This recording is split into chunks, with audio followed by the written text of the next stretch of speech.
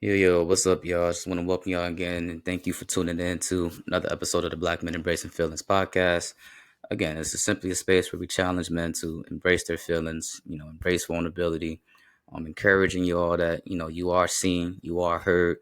Definitely want you to feel validated and as well as just receive some tools to help us navigate through life as best as we can. Understand that it is hard out here. We're not always accepted, not always appreciated, valued more so for what we can do. So it's important that we have this spaces to stay encouraged, to stay uplifted so that we can be the best men, that our family needs, that we need, that the world needs. So today what we actually want to talk about is just different ways that we can approach, our anxious and depressive thoughts, right? And these things are real, right? And these are thoughts that often lead to us feeling down, hopeless, doubtful about our situations. We may be feeling overwhelmed and stressed out, right? Like these thoughts, because the pressures add weights to our shoulders. It adds weight and pressure to our lives. And, these thoughts often stop our momentum because we're thinking more about what could go wrong rather than what could actually go right. Like these thoughts are what often causes us to feel stuck because we're drowning with worries, problems, or choices. We feel helpless and even irritable.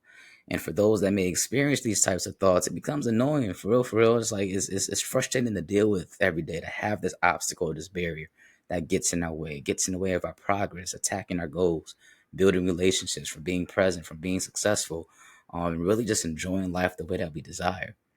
So when I work with clients that present with anxiety symptoms or depressive symptoms, a common approach that's often used is cognitive behavioral therapy, which is simply known as CBT for short. And the premise of it is allowing CBT to help us understand, that our thoughts, towards situations, whether it be a stressful one or not, right, impacts our feelings, and in turn our feelings impacts our behavior, which is simply our response to said stress or stimuli, right? And within CBT, a key concept that we'll focus on today is, our core beliefs. And our core beliefs are simply those governing beliefs that we hold about ourselves, that we believe to be true in regards to what we think about others, what we think about ourselves, what we think about the world and the environment that we're in. So how we think and feel and respond stems from our core belief system. So to look at core beliefs is like the prescription lens that you have, right? And how you see the world, how you view people, what you use to make sense of situations and make sense of scenarios.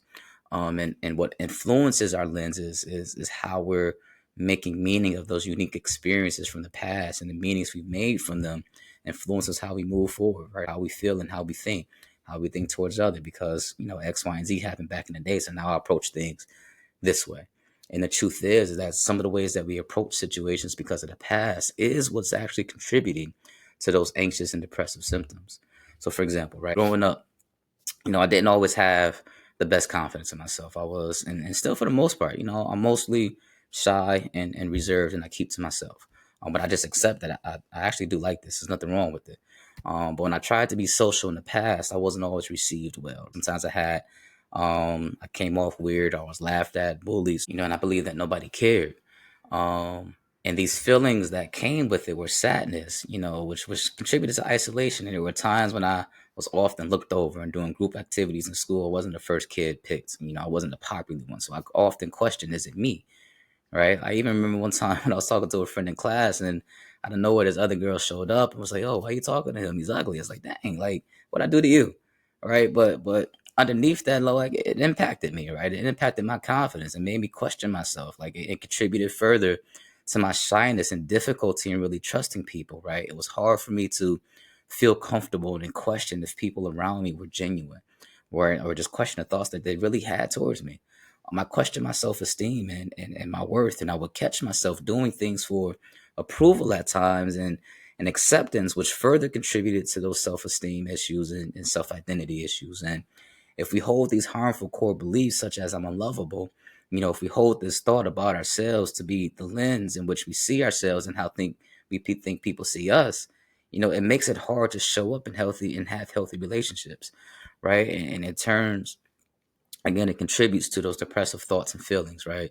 Of sadness, of low self esteem, and those behaviors of isolation. And to go further, sometimes we engage in substance abuse to mask the negative thoughts because they're too much. to manage those negative thoughts and those emotions, or we may talk ourselves out of situations or self sabotage to avoid, again, potentially being hurt. So, to quickly sum it up, your thoughts towards things matter. Your thoughts and beliefs set the tone. And it goes along with those saying that as a man thinketh, so is he. Like you are what you think. And again, I'm simplifying it, but I don't want to oversimplify it because it's more than just saying, think yourself happy and then you'll be happy. Or if you just have these positive thoughts and everything will be okay. That's that microwave, mindset to success. And there's levels to that, right? Because we still have to get to the root, to the core, which is our core beliefs. And what makes CBT, so useful, impactful in these moments is that it really causes us to slow down and examine ourselves, right? To think about what's happening to us and how we're inserting certain thoughts and beliefs into a situation. It causes us to assess why we're thinking this way. Why are we feeling this way? Where is this coming from? And asking, why are we responding, this way? What's coming up for us? Right. And the goal is to increase our emotional awareness as well as our situational awareness, our triggers, what's around us, what's impacting us, what's happening to us, so that we can hopefully better regulate our emotions, make better decisions, and have a healthier thought process towards situations. Right. But it doesn't stop us from feeling a certain way. Right. Because initially I might feel upset or be upset at a situation that initially just happened. Or at 5 o'clock randomly, I'm upset, or 5:15, I might be happy or joyful. Like, and essentially, what I'm trying to say is that feelings come and go. Feelings are fleeting, right? But it's important to have a better internal processing system of navigating through our thoughts and our feelings and our beliefs, so that we can engage, more effectively. That we can have better decision making abilities. And one of the biggest things about this, right, is understanding that increasing this level of awareness is key, because our awareness is our compass.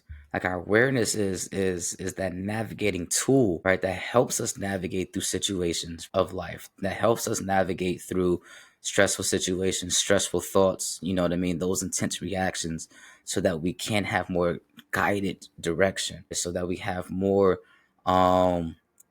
essentially just management of ourselves. As we assess our thoughts, feelings, and behaviors, right, our awareness provides us with those key data points about ourselves that inform us about our core beliefs, so that we can do something to effectively manage, those triggers, those thoughts, those anxious thoughts, those depressive feelings. And CBT helps bring context, right? It brings context, background, and understanding to how we think, to ultimately highlight patterns that leads to behaviors and really see the results of those behaviors. Because once this background is established and that pattern is revealed of how we've been living, how we've been thinking and moving, now it's up to us to hold ourselves accountable to how we utilize this information responsibly. And this is where we get to that action piece, right? This is where we get to that part of us doing something with this information in front of us. But I want to precaution this with saying that there's a difference when we get this information from, criticizing ourselves versus holding ourselves accountable, right? Holding ourselves accountable involves being able to look at, our mirror, our reflection of ourselves with its broken pieces, its cracks, you know what I mean, its blemishes, but still be able to love that part, still be able to affirm that part, still be able to empower that part, to love it, to look at it and say that you are beautiful, that you still have purpose, that you still have power, and empower us to change, encourage us to change and to do something, right? Say that, hey, this is there. Yes, it's a reality, but there's things that we still can't do, right? But when we criticize, it's like looking at our mirror with its cracks and then speaking down on it, cursing it, giving up on it, right? Which, truth be told, it ultimately leads to more cracks in our mirror, more blemishes, right? It simply just perpetuates that negative cycle of anxious and depressive thoughts and self-defeating thoughts. So like criticism reaffirms, the negative core beliefs, which continues that cycle of destructive behaviors and responses to stressful situations. So the question is, how can we nurture our anxious and depressive thoughts, right? How do we nurture, empower, and love the worst parts of ourselves while still holding ourselves accountable, while not criticizing ourselves and putting ourselves further down? Because accountability says, I made a mistake, but I'm not a mistake. But criticism says, you always make this mistake. You are a mistake. It's confirming that you're stupid, that you're useless, that you're nothing but a troublemaker. Nothing can change. Why bother? Why even try? You should just give up because this is who you are, right? There is no hope for you, right? To hold ourselves accountable, we need discipline, honesty, and acceptance, right? It's the discipline to consistently make those better decisions, to consistently move ourselves, past our pain and closer to our purpose, even when we don't feel strong enough. But again, feelings are fleeting.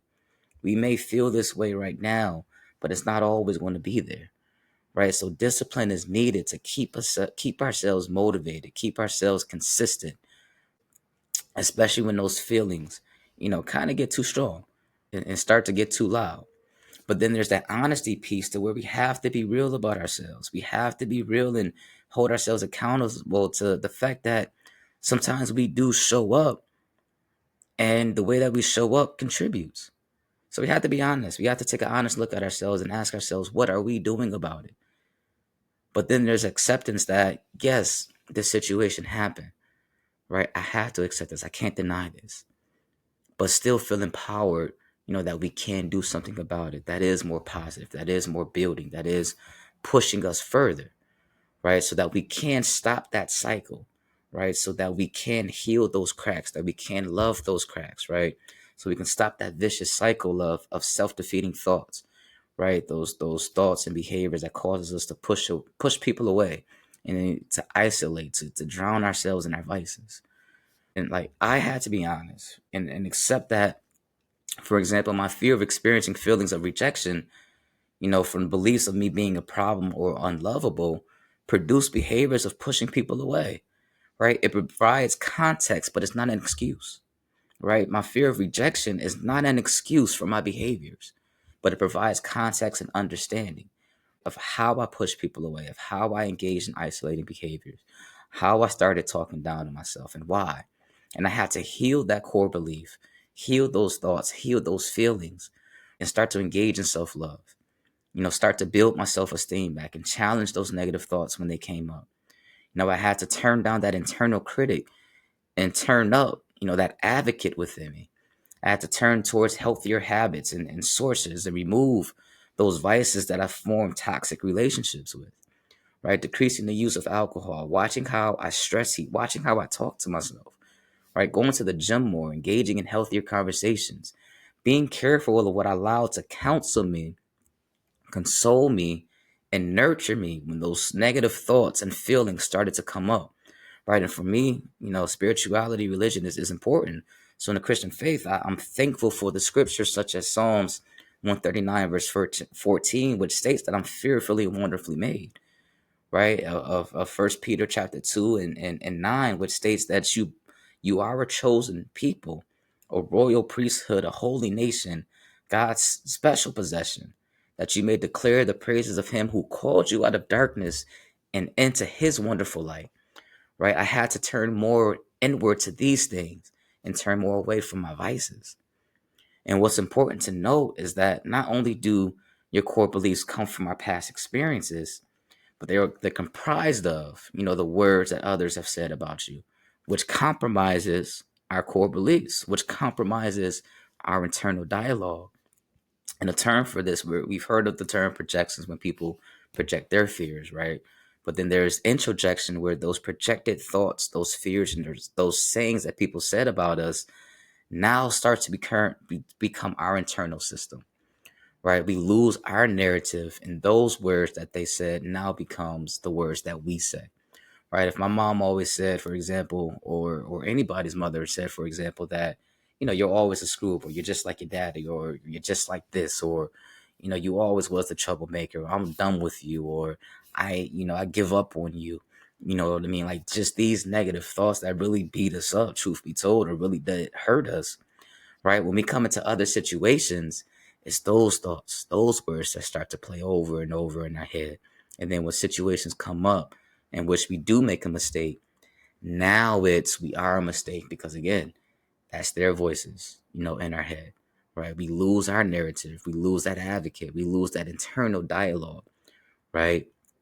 So just a simple question at this moment is asking like whose words are going through your mind and your head when situations come up that aren't as favorable, or when stressful situations come up, you know what I mean, that causes you to think or overthink or start to feel down on yourself. Is it truly your words, or is it words of other people that they've constantly said to you that we're ruminating or allowing to circle in our mind more than our own voice of us saying, yeah, bro, you made a mistake, but you're cool. I got you. You got this. Right? Allow yourself to take a minute to think about whose words, is really running that internal dialogue in your mind. And we have to do something about that. So the challenge that I leave you with is to take back your narrative, right? Address and turn down those internal critics. That's not even your own voice. That's not you. That's their projections. That's now become an introjection, and now we start to believe it to be true. Take back your narrative, man. That's not you, and it doesn't have to be you. And if it was you for a period, it doesn't have to stay you. So what I encourage you to do, as well as what I ask of my clients, as well as myself, is to really sit down and look through and ask, like, what are your core beliefs? Especially when these situations arrive. Who or what has influenced your core beliefs to become truths in your life? Both not get negative and positive, because not all core beliefs are negative. But we really want to get to those negative ones that perpetuate and contribute to those anxious and depressive thoughts that really stop us from being who we can be. Right? And look at your core beliefs in different categories when it comes down to relationships. What is it that you believe about relationships? Friendships or romantic? What is your core belief around your performance and your abilities? Or what's your core beliefs around money, around success? Do you recognize those patterns such as, people can't be trusted? These are the negative beliefs that I hold about people. These are those negative core beliefs, right? That people can't be trusted. And is that because we carry hurt from past relationships that causes us to distrust people, or to be mean to others or push others away? Does your core belief contribute to behaviors of perfectionism because you think that if you make a mistake, then you're a failure, right? So we're running from those feelings of disappointment and reminders of our childhood that we can't mess up, or from the pressures of just being Black in general to where we have to be 1,000% better, right? Does your core belief cause you to believe that everything you touch turns out to be bad, so you no longer trust your abilities or even try? Right? Does this lead to feelings of not believing that you're enough? And as you recognize your core beliefs, along with the thoughts, feelings, and behaviors associated with them, challenge them. Ask yourself, is this true in all circumstances? Or is it just those few moments, those pivotal moments that change your perspective? Are you really a bad person, or you simply just had a sequence of bad moments? And if you had bad moments, man, be honest with it, accept it. It is what it is, but continue to change and work through them. Don't stop there. Don't hold that to be your identity and your truth, right? So what if you were to let these thoughts and feelings go, knowing that the behaviors that follow doesn't really serve you, right? That this perspective on life that you hold doesn't lead us into the direction that we truly desire. That, bro, you can trust people, but of course not all people, and that's okay. We need to have boundaries and strengthen our boundaries so that we can have healthy relationships, knowing that truth be told, deep down inside, we don't want this feeling of loneliness. You know what I mean? We want to be accepted. We want to have that love that our heart desires. We want to love and be loved, right? And the best way to not let those few moments define us is through our changed behaviors, through our changed thoughts, and holding ourselves accountable, but without the criticism, right? Challenging those feelings and those negative thoughts, because your negative core beliefs aren't necessarily true, even if they feel true. Because yes, those feelings associated with them are real, right? That hurt is real, right? That disappointment was real, but they don't have to be a permanent stamp on your identity that denies you access to your desired future. You have the power to change the narrative, and it starts with how you address your core beliefs. So simply like write out 5 different strengths and qualities that you have, man, and allow that to empower you, right? It's not ignoring that there's weaknesses, but also let's highlight those positives as well, right? And utilize those, allow those to be building blocks, stepping stones, right? So that we can be empowered, uplifted, motivated, and move forward. I'm not asking you to ignore, anything that's wrong. I'm not asking you to lie to yourself. I'm just asking you to be honest, honest with yourself, and hold yourself accountable, right? Because how we reframe our negative thoughts in situations and how we refrain from criticizing ourselves is important. How we restructure our thoughts so that it continues to build us and not destroy us is key. All right, so examine your core beliefs, man. Attack those anxious thoughts, those depressive thoughts, because they aren't true. They aren't your identity, right? You can overcome. Yes, you're overwhelmed. That's the truth, right? But you can overcome it, right? Yes, you've made mistakes in the past, but you're not a mistake, right? So be mindful of how these thoughts, these experiences form core beliefs that we find ourselves holding true, which can be, our pitfall, and our barrier that stops us, that contributes to the depressive thoughts and low self-esteem and lack of confidence. Address those core beliefs, man. Change that narrative, right? Turn down that critic and turn up the advocate, right? You got this. Believe in yourself. You can do this. Seek help, seek counseling, talk to whoever to help you get out your own way, right? And being mindful of how you talk to yourself. You got this, man. So that's it. That's all I got for today, man. I hope that this was helpful. Please like, share, subscribe, share with others. And until next time, man, just keep it going. Believe in yourself, man, and you're not alone. All right. So be blessed. Talk soon.